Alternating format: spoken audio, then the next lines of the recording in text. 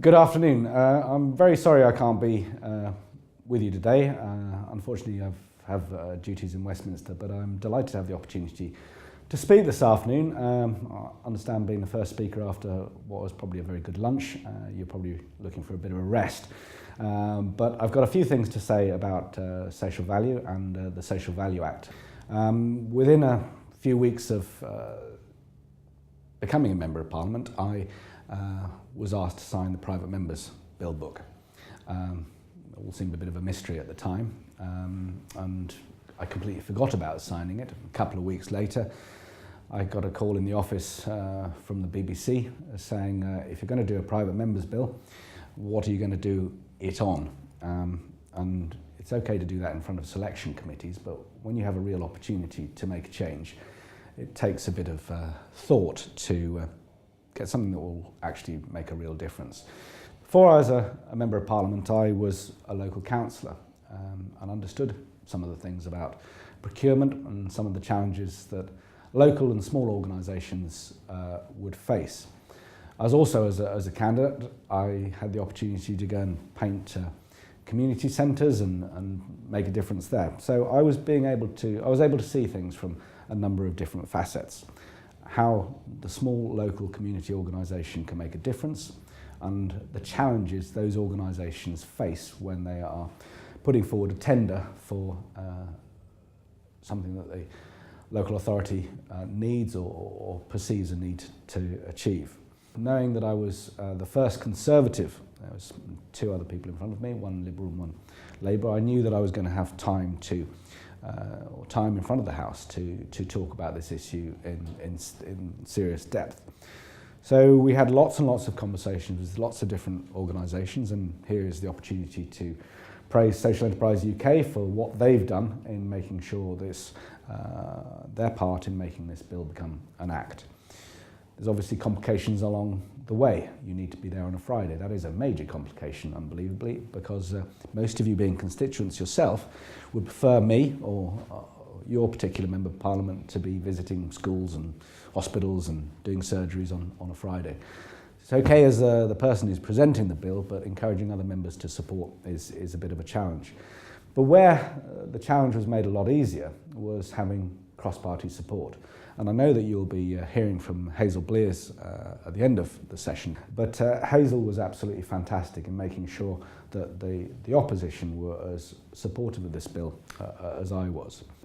And there's obviously reluctance. Any piece of legislation there is a reluctance to put more legislation on the statute book.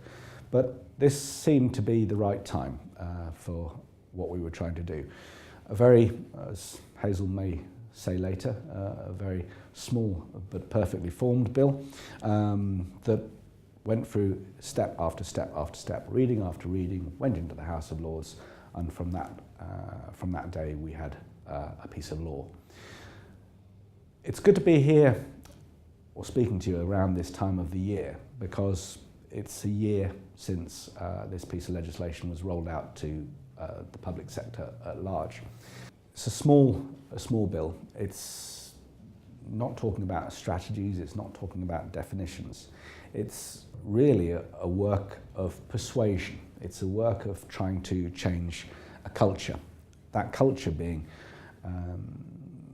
looking towards the future and not looking perhaps at now, looking towards the medium and the long term. We have many different examples that we've used along the way. For example, the case of a youth centre.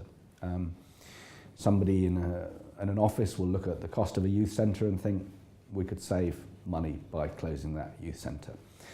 But what we're not considering, or haven't considered so much in the past, is what that youth centre can deliver over time, whether it's teaching people about substance misuse, it's building relationships with the local police, it's talking about teenage pregnancies. And if you take each one of those in turn, closing that youth centre, saving that £100,000 will cost society, in every way you want to describe a cost, a lot more in the long term. There's many examples like that. When we talk about guys and girls in a job centre all know how to A decorator, there's an electrician, there's a carpenter, somebody who can drive a van. Now, always in the past, they've been up against the megacore, the real big corporate sector, who have the resources and the energy and the experience to put in really good bids to win these contracts. But what happens when Mrs. Smith on a Sunday night, who's very elderly, finds her heating doesn't work? We're going to send in that megacore who's already in the contract. There's a penalty of going out on a Sunday night and costing so many thousands of pounds to do that particular deal. Or is she going to ring those guys that she knows that live down the road that can go and fix it because it is the right thing to do? But not only will they help Mrs. Smith out, they'll also perhaps go into schools and teach young people about trades and skills. They won't be claiming benefits because they've found a new job and a new role and all the associated benefits that go with that.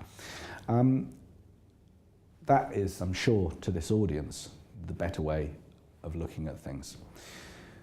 But going back to the bill, it's about persuasion, it's about a culture change. It's asking for a duty to consider talking to these organisations, perhaps even when designing a contract, so that there is a better understanding of what is available in the community and what the community can offer. This is obviously a very new piece of legislation. Our commissioners in local and national government have worked to a script for a very long time, for decades and decades and decades. And that script is about saving money. It's about cutting costs. It's not about thinking of different ways of doing things. This is about looking at things in a totally different direction. And one of the challenges we've faced over the year is the level of education, the level of, in terms of skills, in terms of knowledge, in terms of experience. How do we do these things? If we've always operated in one way, how are we going to operate in a different way? Now, working and visiting councils such as Liverpool, Birmingham, I know other councils around the country are really hungry to adopt these different ways. And I think we've got a lot of success through that. I think the Furniture Resource Network, for example, in Liverpool, has shown that there is a very different way of getting people who have been long-term unemployed back into work, and are very successful in doing so. I've already had the opportunity to thank Social Enterprise UK for the work they put into making this bill become an act, but I'd also like to take an opportunity today to thank Landmark, because when I'm explaining the power and the range of this act, Landmark is a very good example. When people say to me, what are the limits of this act, which departments can we work with, people rarely think that the Ministry of Defence is an opportunity where social enterprises and social value can really be put back into our communities. So I give them credit for stretching into an area where even I thought was fairly limited where we would go. I suppose how I'd like to finish speaking today would be to talk a little bit about where I think we should be heading. At the moment, this is a little-known act. I'm very grateful for all of you who have shown interest today. But we need it to become even more of a movement, perhaps, than it is already. What do we need for that to happen? We need to publish our successes, promote what works. We need to explain some of the technicalities, like, for example, the social return on investment, to show and prove and demonstrate what social enterprises and different community groups, voluntary sector, charitable groups, small businesses for that matter, can actually use tools that are available to demonstrate that this can actually do good, save money, make a difference, because there are examples around the country which are putting these metrics together. We need our commissioners, who I know have a tremendously difficult job already, to understand what we're trying to achieve. And I think one of the things that the government has put in place is the Commissioning Academy, where cohorts of commissioners will come down to London and be trained and explained all these pieces of legislation. We need to make sure that our local councillors, our local political representatives, are aware of the Act and what difference it can make for their communities. We need those small community groups who are doing a day's work, and then of an evening on a Friday night they've come up with a great idea for their particular neighbourhood, to perhaps have the courage to be a bit braver about what they're doing, to talk outside that group, to talk to their local authority and say, here's a thing, can you help? Can we deliver this on a wider scale? We need our local residents to think about how things can be done differently. What would look better in their neighbourhood if it was given a chance, if it was supported, whether we're talking about a community centre or a youth centre, or we're talking about a care home. All these things have different opportunities and different potentials when we become to talk about social value.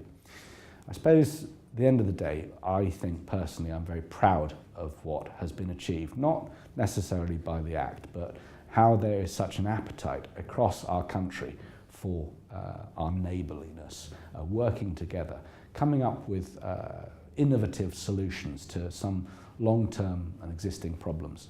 And I'm grateful for all your work in trying to achieve that. I think there's a lot more to come.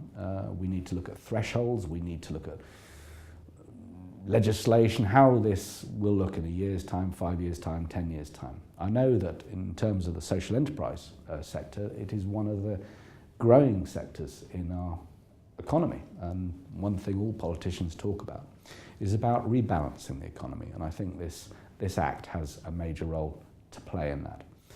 Thank you very much for listening to me this afternoon. I know you've got a number of great speakers on after me, but finally, thank you for coming, and enjoy the rest of the conference.